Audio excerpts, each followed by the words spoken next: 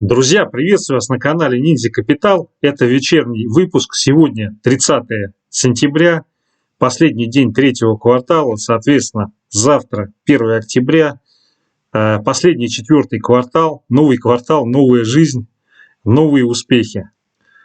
Соответственно, сегодня решаются многие вопросы в части движения капитала. И завтра ситуация может измениться. И весьма вероятно, она даже на какое-то время улучшится. Да, у нас осталась волшебная дата, 18 октября, когда нужно пролонгировать американский долг.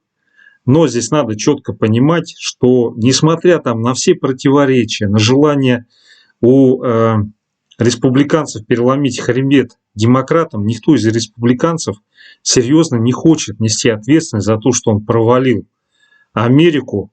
И поэтому, исходя из этого, решение будет, я думаю, принято насчет пролонгации. Потому что если этого не будет, то это начнется сильнейший коллапс.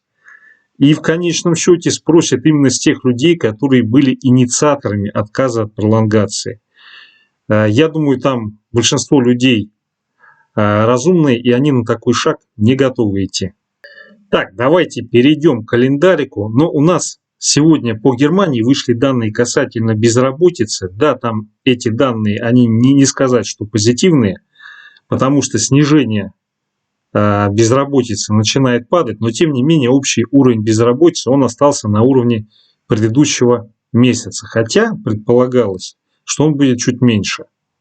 Но на самом деле в текущих условиях это результат, я бы не сказал, что плохой. Так, ну и вот касательно того, почему Германия, помимо всего прочего, двигатель и сердце европейской экономики. Посмотрите, уровень безработицы в Германии 5,5%, а в целом в еврозоне 7,5%. Вот и показатель один из. Так, индекс потребительских цен ИПЦ в Германии месяц к месяцу предполагалось будет 0,1 рост, но роста нет. Это на самом деле плохой признак. Плохой признак, потому что если не растут совсем потребительские цены, значит идет падение потребления. А падение потребления – это коллапс экономики. Для той экономики, которая производит прибавочную стоимость, а не продает сырье за бугор.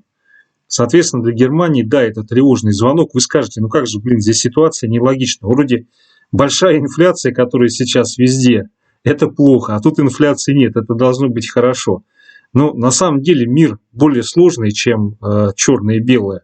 То есть всегда имеет место сложные зависимости, влияние одного фактора на другой. И поэтому в данном случае то, что инфляции нет, это не очень хороший признак для Германии.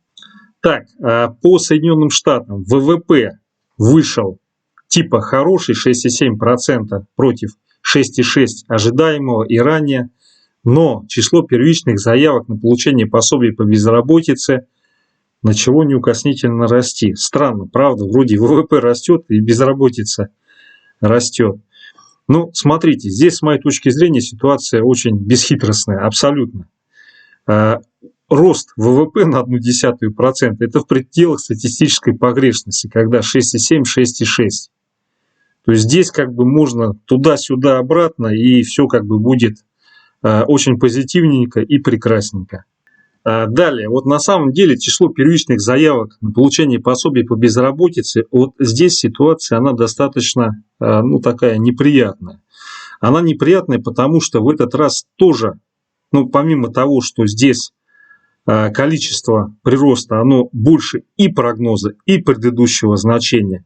И в то же время опять какая-то муть с Калифорнией, что там в Калифорнии что-то там опять то ли не считали, то ли там какой-то всплеск. В прошлый раз то же самое было. Также придумали объяснение про Калифорнию. Вот. Ну, когда, в общем-то, подряд идут объяснения, которые неубедительны, это наталкивает на вполне естественный вывод, что ситуация, она не очень позитивная и не очень хорошая. Но есть и другой момент. Если не настраивается рынок труда, ФРС с высокой степенью вероятности не будет сокращать ковидную помощь, то есть выкуп облигаций и процентные ставки. То есть даже об этом, скорее всего, будут разговоры как-то плавно очень вести. Но отсюда возникает следующий риск. Ситуацию с инфляцией тоже можно запустить. И тогда как бы на фоне выкупа активов, низких процентных ставок будет надуваться инфляция издержек, которая окончательно уничтожит экономический рост и вызовет всплеск безработицы, и тогда все придется рубить. И после того, как прекратят выкуп активов и увеличат ставки, все рухнет и улетит просто на морское дно.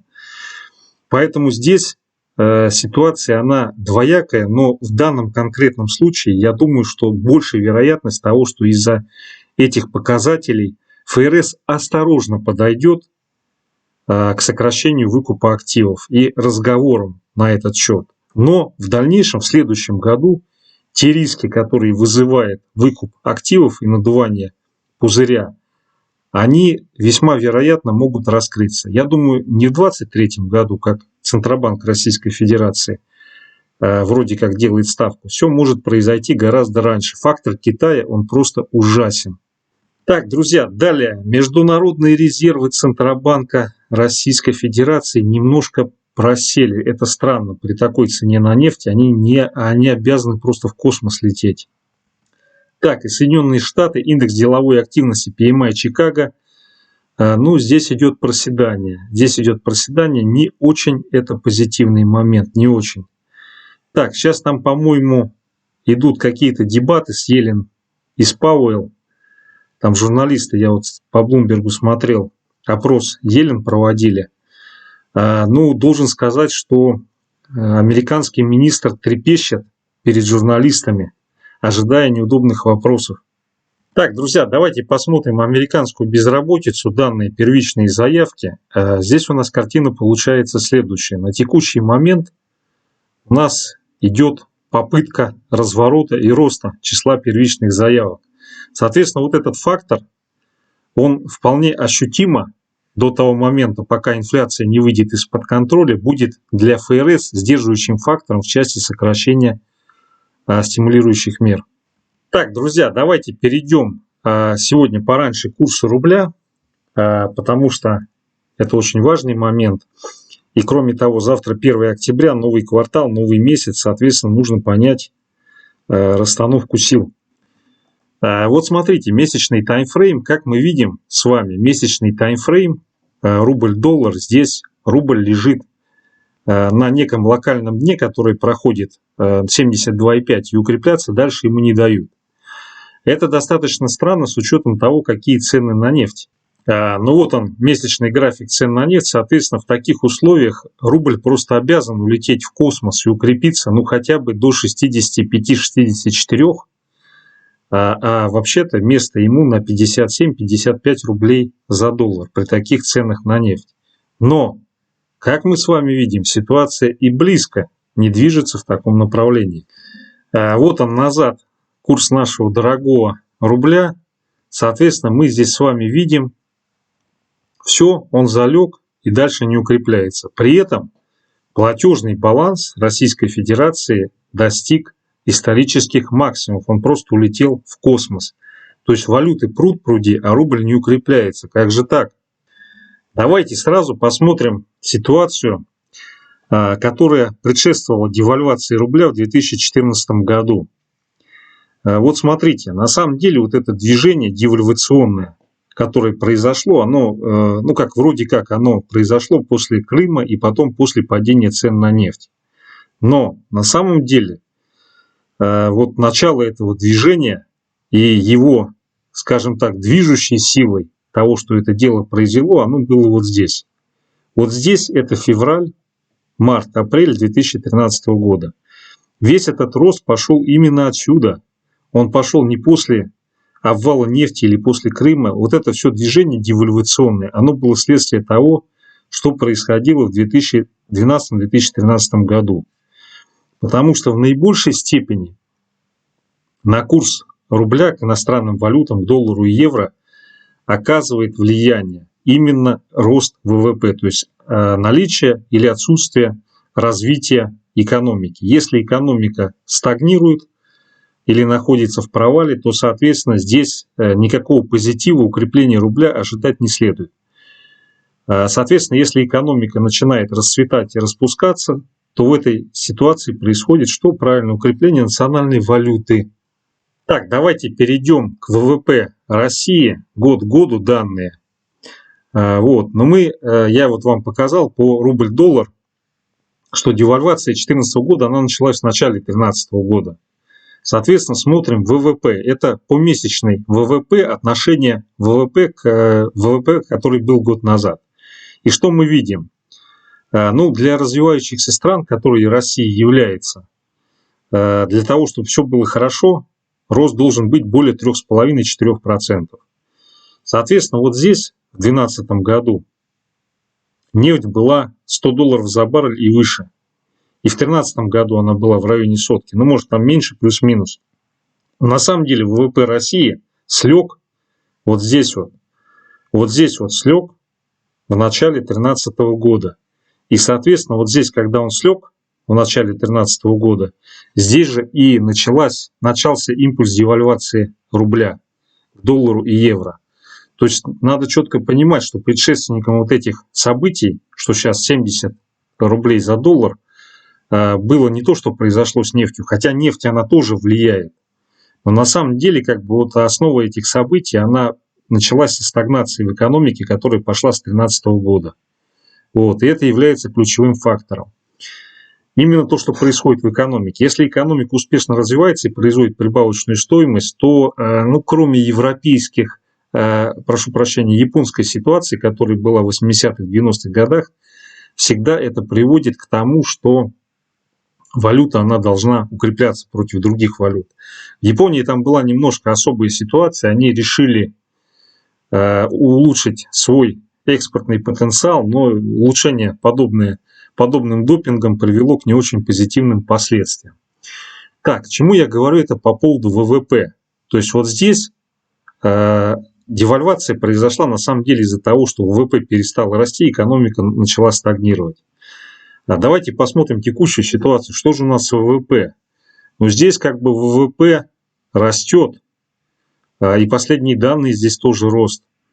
Но если мы посмотрим, как соотносится вот этот прирост с этим провалом, посчитаем, то здесь получится, что никакого прироста и в помине нет. И на самом деле реальные цифры экономика не восстановилась до того состояния, которое было в 2019 году.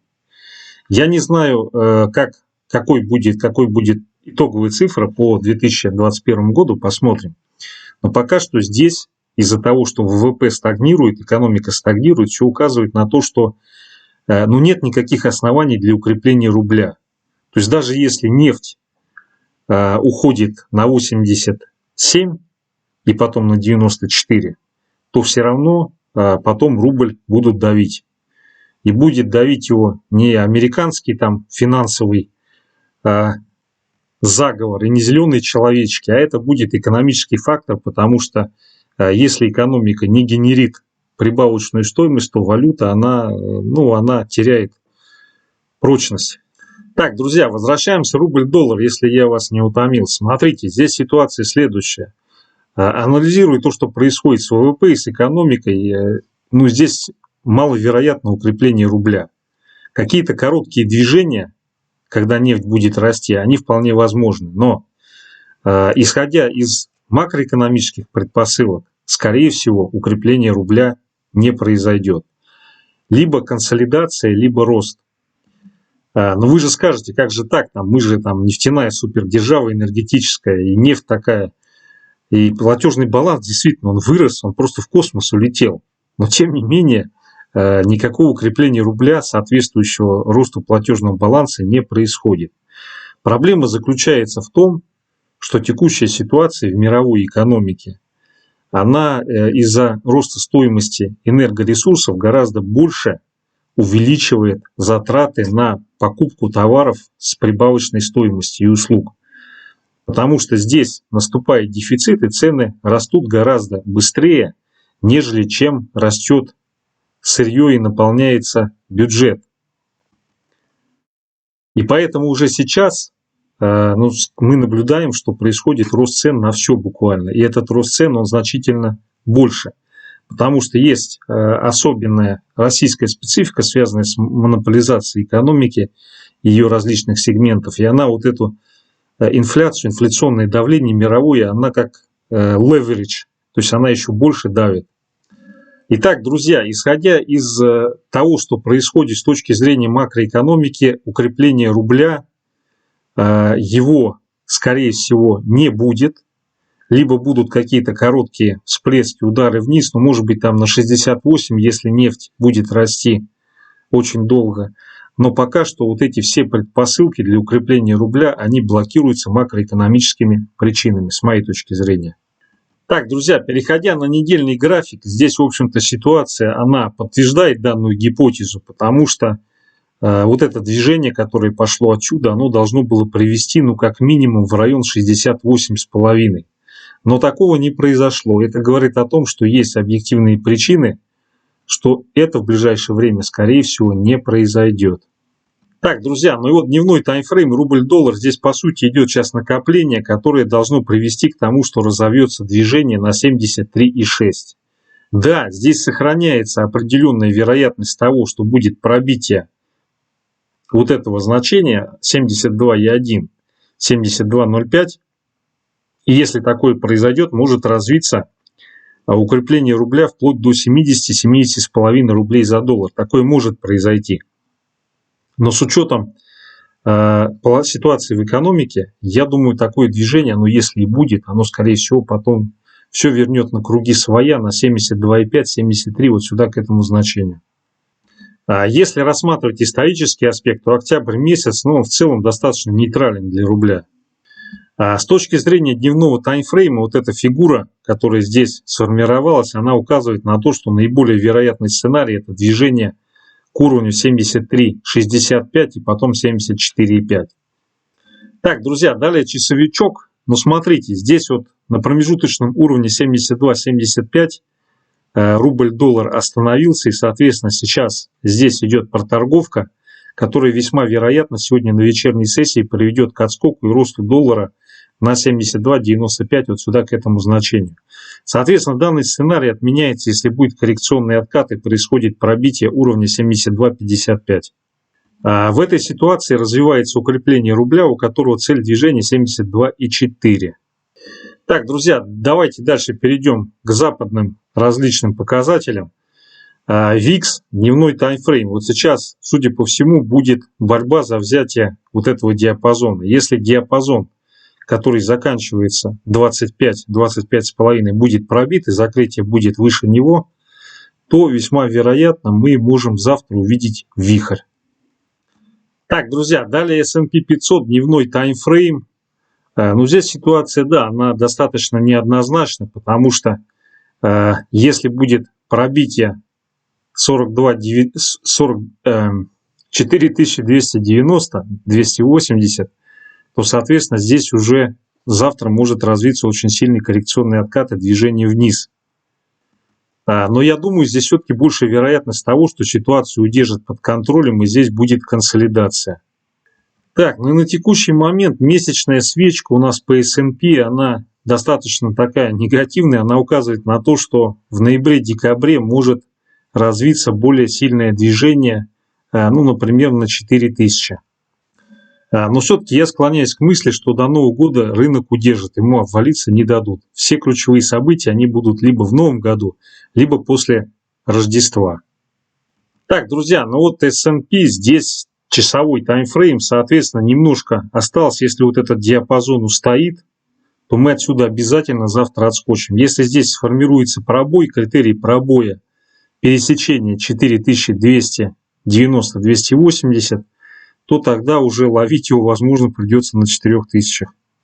Так, друзья, далее золото. Смотрите, ну по золоту здесь, судя по всему, у нас сегодня разворот и завтра происходит рост. Что здесь несколько настораживает? Золото растет на растущем индексе доллара. Это дурной знак, однозначно. По золоту, переходя на часовой таймфрейм, здесь, соответственно, получается сейчас консолидация в диапазоне 1764-1750. Но, судя по динамике вот этого движения, которое произошло по золоту, сегодня мы увидели разворот. Так, друзья, далее нефть Brent. Ну, смотрите, здесь у нас новый локальный уровень, это 77,7. Соответственно, удержание этого уровня придет к тому, что здесь после консолидации мы увидим дальнейший рост и попытку взять 87 новый локальный максимум. Если вот здесь возникает пробой уровня 77,5, то весьма вероятно отсюда развивается движение, у которого цель тестирования 76,1. Так, далее фьючерс на индекс РТС, но здесь самое время немножко скорректироваться, и весьма вероятно в ближайшие дни все-таки вот это вот движение наверх не продолжится, здесь произойдет консолидация в диапазоне 173 500, 176 тысяч. Соответственно, сейчас наиболее вероятно закрытие будет где-то в районе 175 500, 175 200. С учетом тех событий, которые по Америке происходят, ну здесь вполне как бы на этой неделе мы уже можем пробить 172 600 и откатиться на 167. Я думаю, все-таки больше вероятность того, что мы вот в этом диапазоне на текущей неделе удержимся. Ну и на следующей неделе наступит октябрь, все должно быть хорошо, но волатильность продолжится, и, соответственно, мы увидим попытку восстановиться. Но опять же, есть определенные негативные сигналы. Это, например, то, что золото начало расти на растущем индексе доллара. Но, с другой стороны, как бы логика событий, она указывает на то, что ситуация должна стабилизироваться, потому что если до Нового года американское правительство уронит рынок, это будет совсем не камильфо и может вызвать непонимание у американцев. Поэтому сейчас не хватает какого-то позитивного события, которое должно ситуацию выровнять. Так, друзья, ну, в общем-то, все. Основные моменты, основные события, основное видение по фондовому рынку. Спасибо за внимание, успеха!